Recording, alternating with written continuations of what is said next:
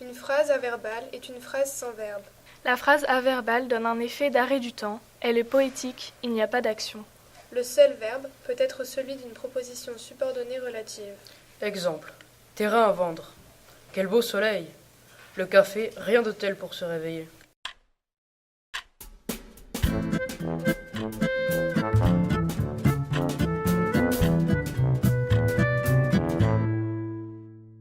Une phrase négative est le contraire d'une phrase affirmative. Les adverbes de négation encadrent le verbe. La présentation des faits par la négation accentue les aspects mauvais ou sombres. Exemple. Mais tu ne vas pas vomir. Elle n'est pas plus concernée que vous. Je ne dis plus rien. On ne peut rien faire. Il n'y a rien de plus odieux.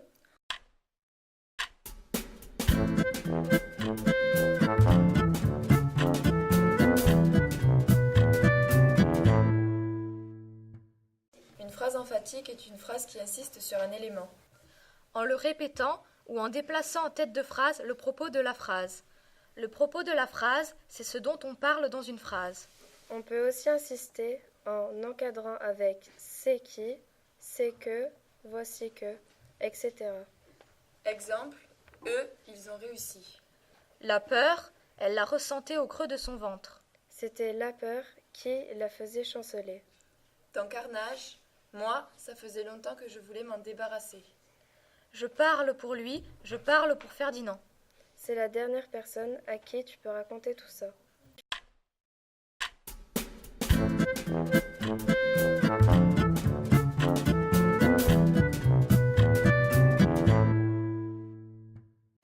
Une phrase passive est une phrase dont le verbe est à la voix passive. La transformation passive permet de mettre en valeur l'objet de la voix active en reportant le sujet après le verbe. Ferdinand a été insulté par Bruno. Ce pauvre hamster a dû être mangé par un chien ou un chat. Nous lui avons dit que si cet enfant pense qu'il peut continuer à taper sans être inquiété, pourquoi veux-tu qu'il s'arrête ?